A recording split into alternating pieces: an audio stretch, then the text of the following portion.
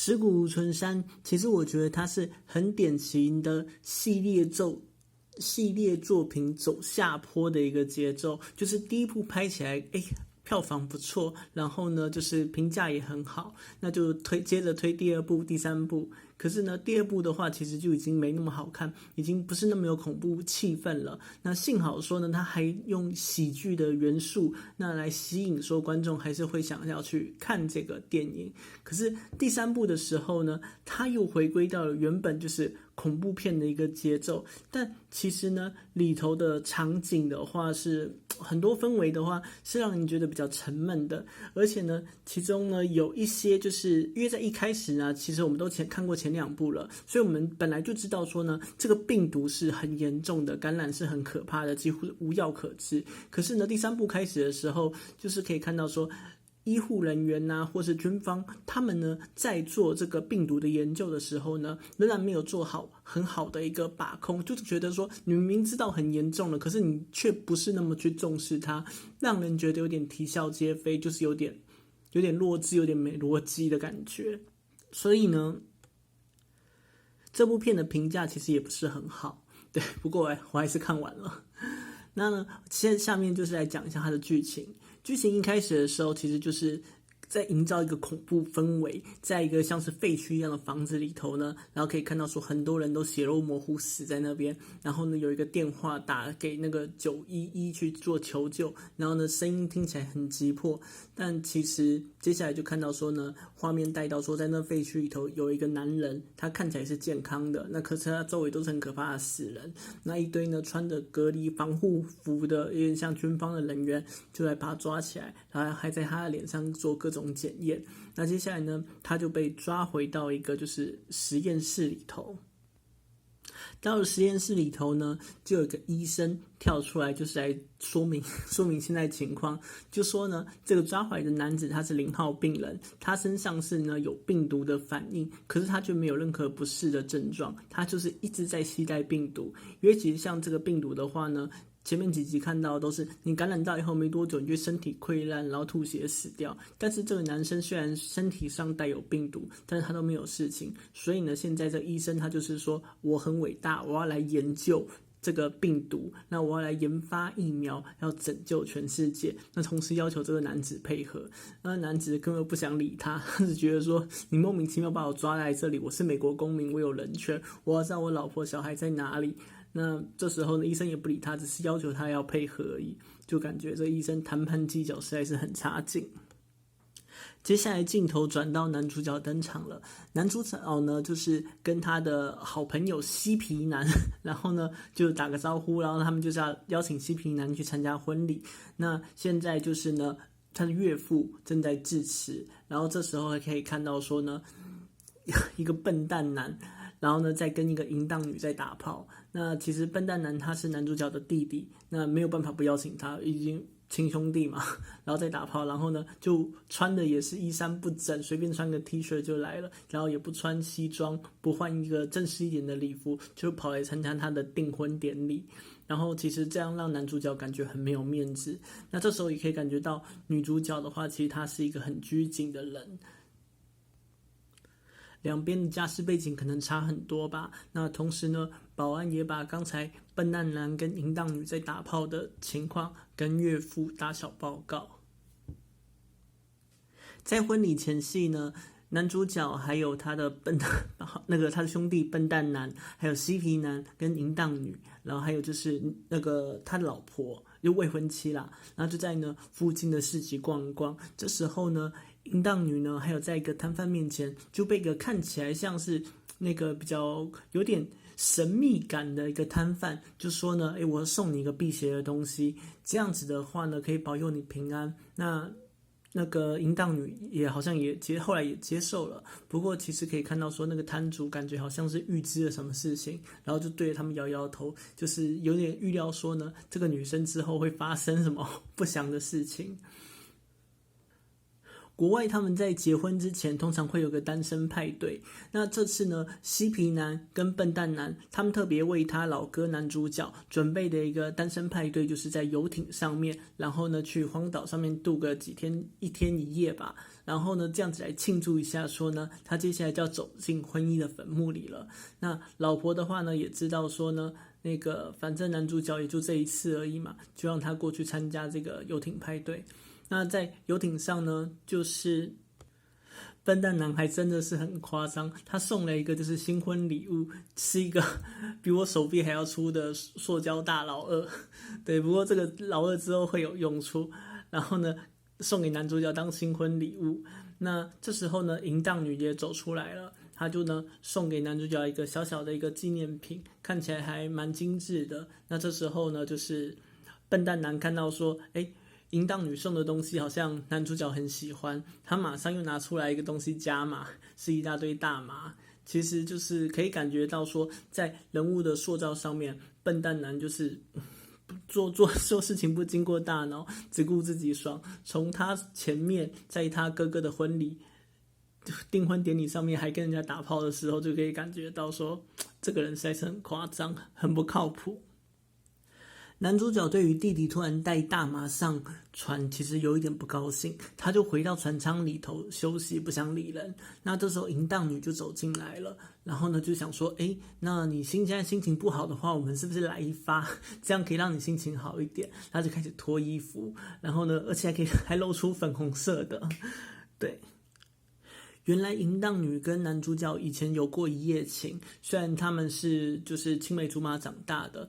但是就不小心有发生过关系。可是现在淫荡女是男主角弟弟的女朋友，所以呢男主角就觉得说不可以做这种事情。那画面切换到研究所那里。研究所里头呢，那个医生男，然后呢又去把那个0号病人给抓起来，旁边有就是卫兵，然后在戒护，然后他就靠很近，也不戴口罩，就跟他讲一大堆屁话，要他好好的就是配合实验。然后呢0号病人他也不愿意，然后还大声叫嚣。那这时候还让就是这边要讲到说2个助理妹子，有一个助理妹子她是呢金发大奶，然后非常漂亮，然后呢手上的小老鼠还不小心掉到地上，然后呢就不知道跑哪去了。那这边是一个很大的关键。那过没几天以后，那个医生男他们要对这个0号病人做日常的一个抽血的时候呢，就突然之间0号病人像是抓狂一样，就是在袭击那个要来帮他抽血的人员，然后同时呢整个基地就是整个研究所警报大作，然后研究所就被封闭起来了。这时候也不知道是什么原因，但是就是有侦测到说呢这个感染的病毒外泄出去了，所以就是要将研究所封闭起来。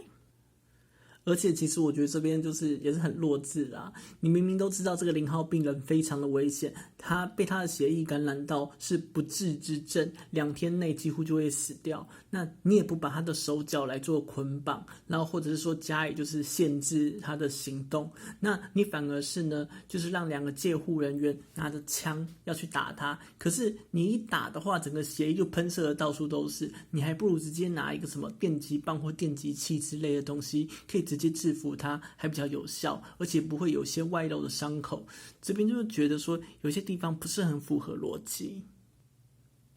另一边呢，男主角跟嬉皮男还有白痴男跟淫荡女，他们已经到荒岛上了，他们到这边就是要来做露营。那男主角跟嬉皮男他们就去搭帐篷准备晚餐，那笨蛋男呢跟淫荡女他们就去海里头浮潜。那他们浮潜到一半的时候呢，就看到说，这附近怎么有很多就是鱼的尸体，而且这些鱼呢好像呢身上有一部分的肉都溃烂掉了，他们觉得很可怕，就赶快跑回岸上来。跑回岸上以后呢，他们4个人就吃个晚餐，一起喝酒聊天。那聊完天以后呢，淫荡女又跟笨蛋男他们就要到就是帐篷里头去打炮。那这时候呢，淫荡女她身上已经出现了一些就是溃烂的症状了。那这时候呢，笨蛋男就跟他说，来一发，开开心心就可以治百病，就不会痛了。然后呢就蹲下来，然后趴下来帮淫荡女用嘴巴来做服务，而且呢，服务以后呢，整个血都喷得到处都是。然后除了说那个血以外，他嘴巴起来的时候还看到有一小块肉挂在嘴边。那这时候呢，他惊讶到说，淫荡女好像生了很严重的病，就跑出来，然后跟男主角还有嬉皮男说，淫荡女好像病得很严重。那这时候就是应该要怎么办？那男主角看到说呢，他笨蛋男满嘴满身都是血，也知道说情况很严重，就说呢，他其实我们在搭船过来的时候，看到这附近的岛屿北边好像有房子，那他跟嬉皮男先去那边找找看，看能不能找人来帮忙做治疗。那呢，叫笨蛋男先陪淫荡女在这边。男主角跟嬉皮男走到了就是那个荒废的堡垒那边的时候呢，也就是实验室它的外围建筑物，那他们就在找路进去。找路进去以后呢，又开始要想办法说探索里头有什么东西。那这个地方呢，感觉是想要营造恐怖的气氛，但其实一点也没营造出来，反而觉得很冗长，很拖时间。而笨蛋男呢，这时候呢，在那个海滩这边，发现自己身上也出现一些溃烂状况，还不断的用消毒水来抹自己身体。那这时候被淫荡女看到，淫荡女还觉得他很混蛋。那笨蛋男呢，很怕自己也被感染，同时他也不断的用无线电来做呼叫，说有没有人可以帮他。那这时候刚好听到说呢，无线电有回应了，有一个医生说呢，他在附近的这个小屋里头，那呢你可以来帮他，那就是这附近也就只有那间屋子你可以找到的。那这时候呢，笨蛋男就想要赶快拉淫荡女一起去找人家来救治来做帮助，可是他呢到帐篷里头要去拉淫荡女起来的时候，直接把他的手的皮整个都扯掉了。其实就是已经有点产生骨肉分离的情况了，那没有办法，他只好呢把淫荡女放在这里，他自己呢先过去那边找医生过来帮忙。而男主角跟嬉皮男进去在这里头做探索的时候呢，还遇到一个感觉肢体已经很不协调，像僵尸一样，然后呢整个脸都腐烂，然后呢穿的是一个军服的就是僵尸吧，然后呢就是要追杀他们。那其实这时候他们看到说呢，这个东西是很害怕，而且里头还看到很多奇怪的尸体。那这时候呢，男主角想说就要先恢复这里的电力，就想办法去恢复电力了。那嬉皮男被那个行动非常非常缓慢的僵尸给追到，然后呢，僵尸就要开枪打他，那嬉皮男只会求饶。可是呢，这个僵尸好像是因为中了病毒也很严重了，那他的手已经没有办法支撑住枪的后坐力，反而一开枪的时候，他整个手断掉，然后呢，枪还往后飞，砸在他脸上。反而把这个僵尸男给砸死了。那这时候嬉皮男逃过一劫，就反而过去把他的手枪捡起来。那嬉皮男已经被吓坏了，他想要跑出去说赶快离开这里的时候呢，反而遇到了笨蛋男也来这边，就是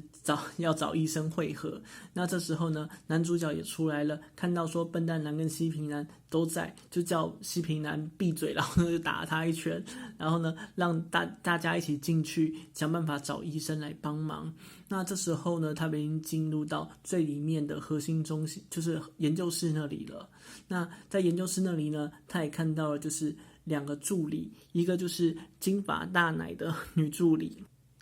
那金发大奶女助理呢，因为先前有去帮那个医生来做就是救治病患的一个实验，那时候呢，他就是很奇怪，明明医生是全副武装，都带了一个什么防护层，把自己包得跟太空人一样，可是呢，金发女助理却是没有带什么防护，连口罩都没有戴，就跟着一起进去帮忙。结果呢，金发女助理就已经被感染了，她现在整个脸也都已经烂掉了，直接可以看到牙齿都没有嘴唇了，甚至说额头上面也都是肉都被腐蚀进去了。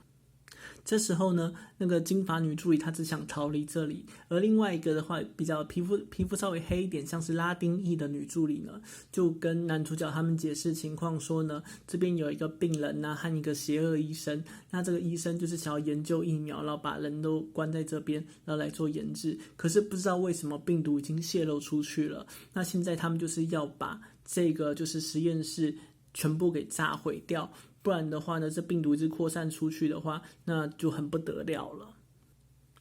本来呢，医生他也有拿枪，然后就是有威胁住那个0号病人不要乱来。可是呢，男主角他们听了说，这个医生好像是坏人，就也拿枪指着医生，就是逼他把枪交出来。那这时候呢，他就让医生还有那个金发大奶女助理，他们2个人跟他的就是笨蛋兄弟，然后呢还有嬉皮男，然后呢一起先去救治淫荡女。而男主角呢，还有拉丁裔女助理，则是跟0号病人那一起呢，想办法说呢，把这个实验基地的自毁装置给启动，让这里可以自己爆炸，避免说呢病毒外泄出去。而金发大奶女助理呢，在走的路上呢，就偷袭他的笨蛋兄弟，然后呢，直接呢把他给一棒子敲晕过去，就是敲烂了过去，然后呢，把那个笨蛋男他的眼珠子都打出来，然后整个下巴呢也都被打烂了，然后整个脸血肉模糊，倒在那里就死掉了。那这时候呢，那个金发大奶女助理就走到了海滩边，想要偷他们的船离开。那这时候也被淫荡女发现了，然后这时候淫荡女跟金发大奶女助理他们2个就开始大战。不过其实因为他们身体都已经很多地方就是都溃烂了，其实看的时候感觉就好像在看那个晋级的巨人里头，然后他们就是血肉模糊在撕逼。那一开始的时候呢，是金发大奶女助理占优势，因为她呢一开始就先攻击了淫荡女的腹部，因为她那个皮肤什么都很脆弱的，直接一扯，然后呢什么肠子哗啦啦就流了一大堆下来，就生命值掉很多。而且呢，接下来她又用骑乘位的方式呢，把淫荡女压制在地上，一直掐她的脖子。可是可能因为她也已经染病很久了吧，所以呢身体已经就是也溃烂得很严重。她在用力的时候呢，她的手背就断掉了，就攻击敌人，攻击到自己手背断掉，就倒在地上哀嚎。那这时候淫荡女呢就得到了反击的机会，就拿了前面笨蛋男送的那个大雕假阳具拿起来猛砸那个金发大奶女助理的脸，然后把她整个脑袋都砸爆，然后就获胜了。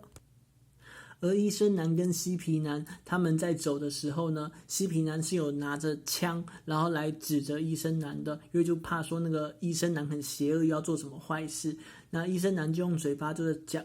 就放一些就是精神攻击，就说我看你好像也染病啦，手上开始有皮疹啦，是不是感觉到有点开始灼热？那灼热以后接下来它会长水泡哦，长水泡就会溃烂哦。那我是个医生，我看到你这么严重，我来帮你治疗吧。那你枪先移开，然后我来看看你的伤口，我看一看，你这个伤口是不治之症，所以我就把枪抢过来把你打死，然后我就赶快逃离这里了。医生男拿着枪逃到了岸边的时候，男主角和0号病人还有拉丁裔的那个女助理也已经到岸边来会合了。而且呢，路上男主角还发现说呢，他的好朋友那个嬉皮男已经死掉了，还有他的好兄弟笨蛋男也死掉了，就很生气，然后呢就来指责医生男，然后他们就是讲了一堆屁话，反正医生男就是很自以为伟大，然后呢还开枪打了男主角。那这时候呢0号病人呢又开枪打死了医生男。那这时候就变成说呢，最后只有0号病人还有男主角还有呢拉丁裔女助理，他们撑到隔日，跟着船要一起回到岸上。在船上，拉丁裔女助理还在想说呢，为什么会导致说呢这个疫情外泄？那男主角就说他在外面的就是军人那边看到的资料是说，原来有一只小老鼠，然后就是泄露了疫情，然后呢才让整个基地都被感染到这个病毒。这时候呢，拉丁裔女助理就想到了，就是他们在做实验的时候，然后刚好金发大奶的那个女助理，她的老鼠就掉到地上了。然后那个老鼠呢就被0号病人给捡到了，然后0号病人用他的那个血液弄在那个老鼠上面，然后接下来他再制造混乱，把这老鼠给放出去，这样子呢，那老鼠就会去感染给所有的那些军人。那而且呢，其实为什么当初笨蛋男会收到那个无线电的广播，也是0号病人在假装医生，把笨蛋男诱骗到研究室这边来。然后呢，男主角呢又听到这时候好几声枪响，原来呢就是那个0号病人把那个船长给杀死了，然后而且也把船给打坏了，而且呢他呢又把自己的血液注射在呢给男主角还有拉丁裔女助理他们喝的水里头，让他们也染了病毒，这样他们在2天之内就会死掉。那他自己则是乘着小船要逃离这里了，那整个故事就结束了。这部片其实作为3部曲的一个完结是感觉很遗憾啦，尤其是说里头明明就不断的再次强调说这疫情的恐怖，那军方他们就是来做研究，可是事情只做半套，一点也不重视的那种感觉，而且也是有那种就是欧美还有就是美国人他们那种就是很自大自以为是的那种心态，就让我想到说最近我们川普大大才中那个新冠病毒，就哇这感觉就是根本是